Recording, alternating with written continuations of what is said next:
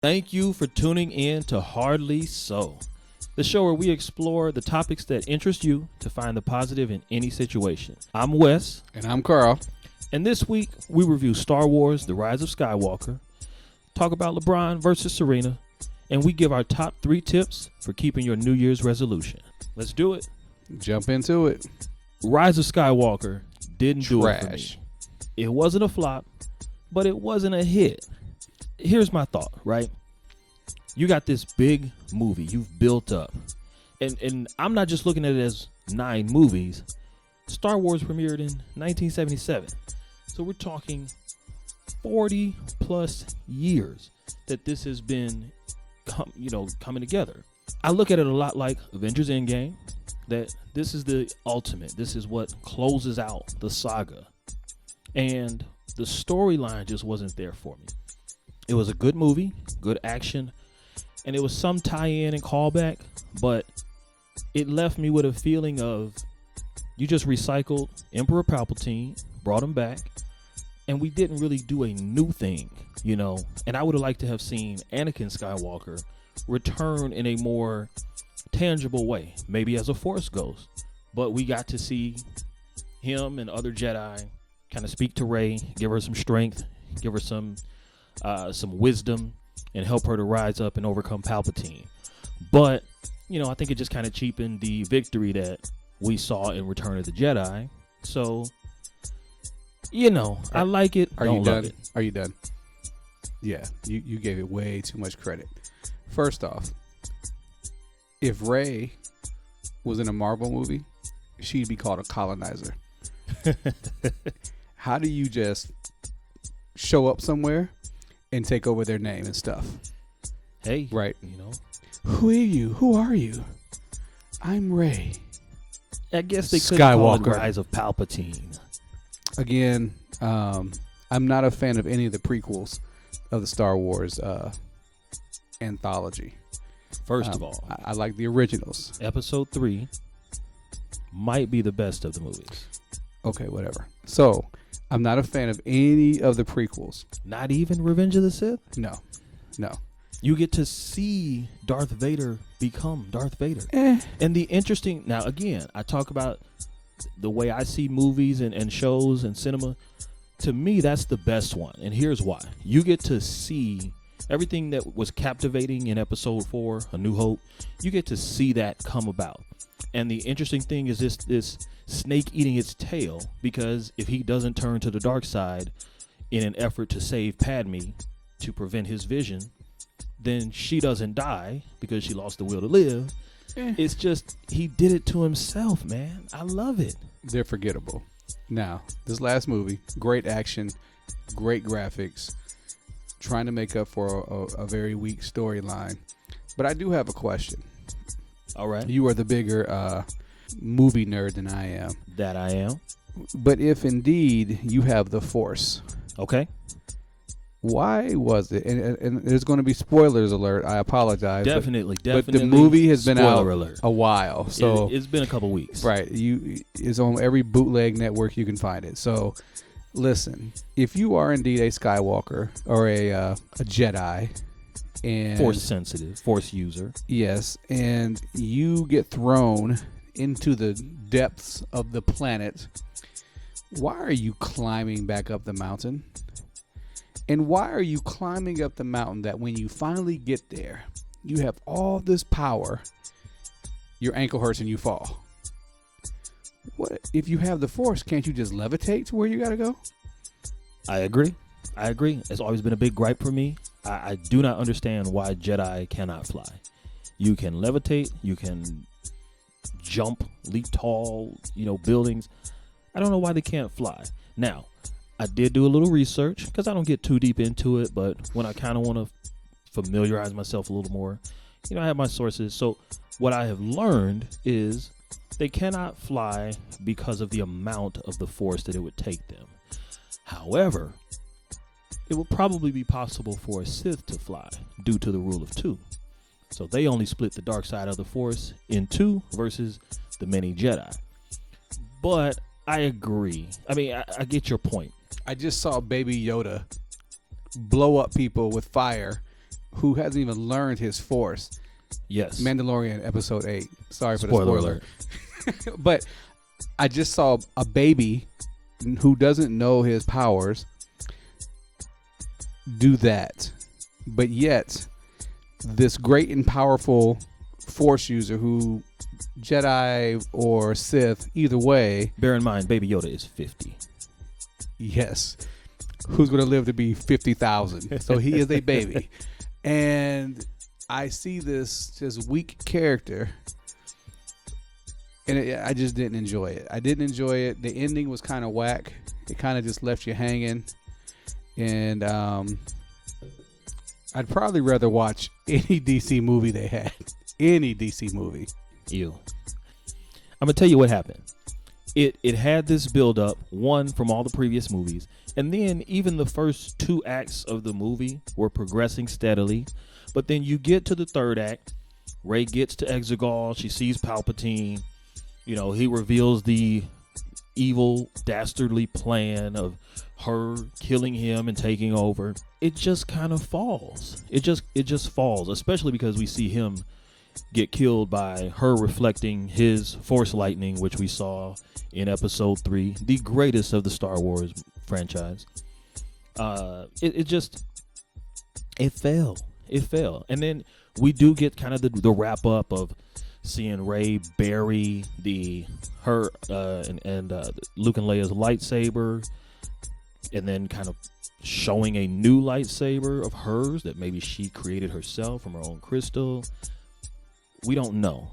I know there's going to make more Star Wars movies. They have said they're going to take a break, and then they'll come back to it, let the characters in the franchise breathe. Plus, there's so much more stuff that Disney is and Marvel, Disney in general is working on, but Marvel specifically, that kind of takes more of the creative time away. But I give it an 8 out of 10. I liked it, didn't love it. That was an 8 out of 10, huh? That's a lot. So I give it great action, and I spent a lot of good time with my family watching it. Other than that, I'll probably never watch it again. So yeah, that for me, it just kind of fell short of expectations. I will definitely watch it again.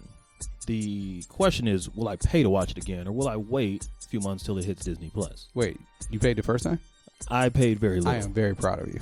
Now, here's the bright side. The silver lining in this movie, love conquers all. And I like that it was in essence, a love story. I can deal with that. We got to see a kiss. We got to see Kylo Ren, or Ben Solo, rather. Nice smile. And I agree. I do like that part. It was a good story as far as that goes, but I think they failed in connecting the typical storyline with what the actual plot was. It's a redemption story. That's great. That part works. But when you build something for 40 years, you got to come stronger than that. So anyway, speaking of long stretches of time, the AP, Associated Press, named LeBron James the male athlete of the decade. Also, Serena Williams, female athlete of the decade. So naturally, we had to get a little debate going. Of these two, LeBron and Serena, both known by just that one name. Can we decide which of them is the athlete of the decade, male or female? You've reached an elite status when they can name just one of your names and people know who you are. Madonna, Prince, Cher, Magic. That's a nickname, not even a real name. Right. Michael. If they say Carl, they're going to be like, which one? I haven't reached that yet. Carl Malone? Right, exactly. Maybe? Exactly. So, but I want to know, my question for you is, regardless of gender, who is the athlete of the decade? Serena or LeBron? All right, so the list grows. There will be no Kanye slander. There will be no Nick Cannon slander. There will be no LeBron James slander. However, Serena Williams is the athlete of the decade. LeBron James has been great. I think he's the best basketball player of all time. When you factor in, all the different factors, and I look at everything.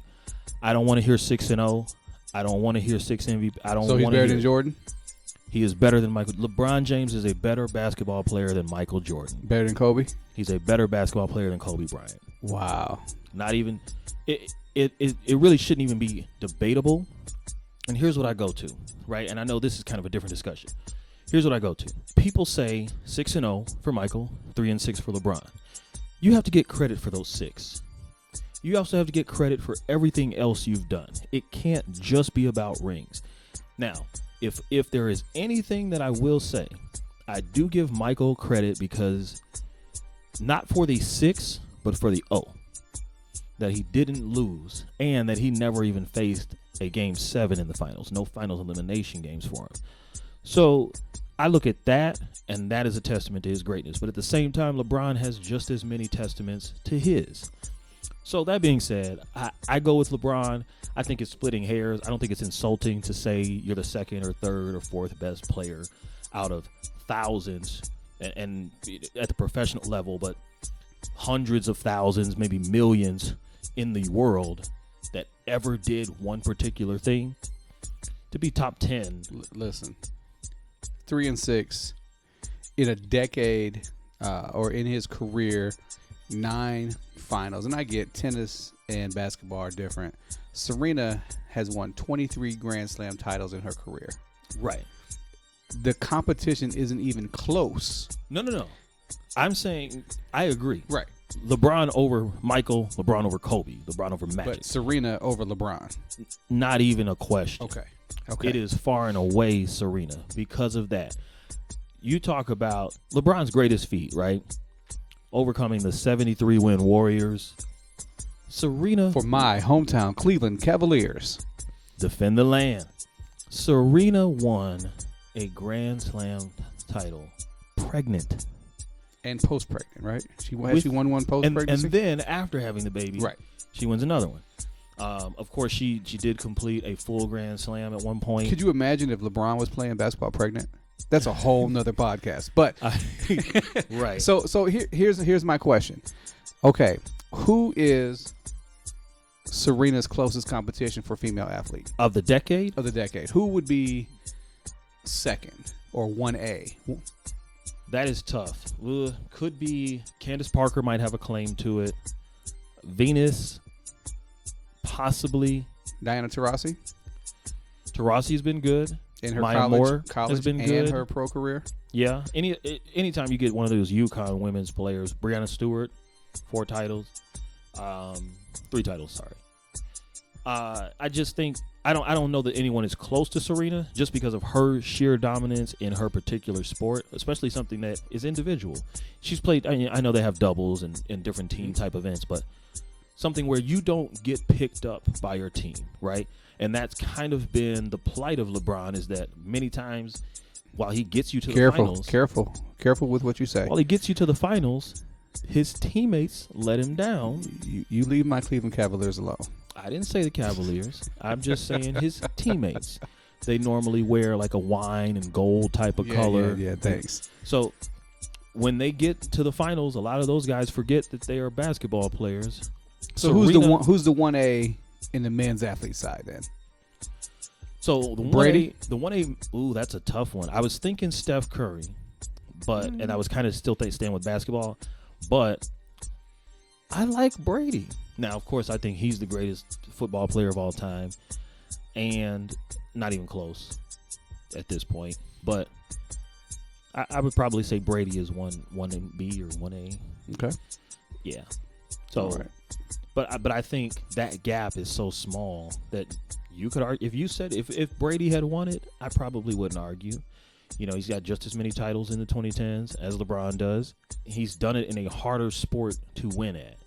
But the thing that hurts Brady is Belichick. The thing that hurts Belichick is Brady. And I thought it was scandals. That too. Deflategate. And we may never know which of them is the real catalyst. But sometimes it just goes that way. You have Montana, Rice. Sometimes it's just fortune. Okay.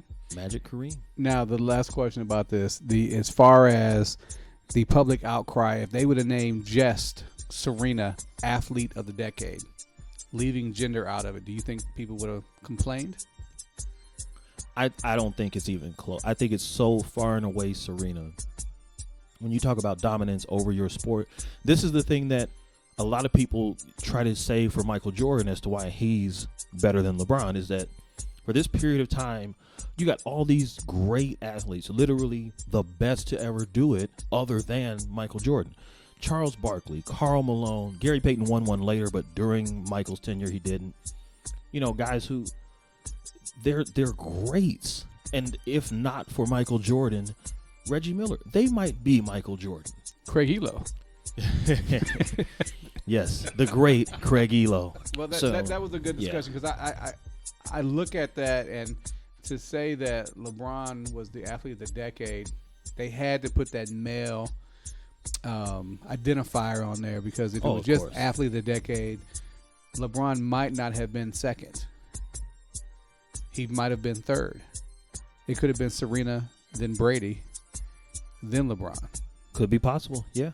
Speaking of the decade ending, right? The new year is looming. And so I want to know, what is your New Year's resolution? And then secondly, what are your top 3 tips for keeping it? Well, I will say that I don't usually engage in New Year's resolutions. I feel those are setups for failure. But if we're going to go on helping those who do by giving those 3 tips, I will say that my first tip is to remain consistent. Don't start strong. You see so many times January 1st, the gym is full. And by January 12th, the gym is empty again. Right. And so is to really remain consistent in whatever your goals are or whatever your changes are for the upcoming year. When I make a change in the things I do, I like to make just a lifestyle change that I hope to maintain beyond the new year. And so I don't want to make a change for 2021. I want to make, or 2020, I want to make a change for my life. I got it. I totally agree. And I feel the same way. So here's mine, right? And likewise, I'm not really like, oh, the year changed, 1 minute from the next, and now I'm a different person.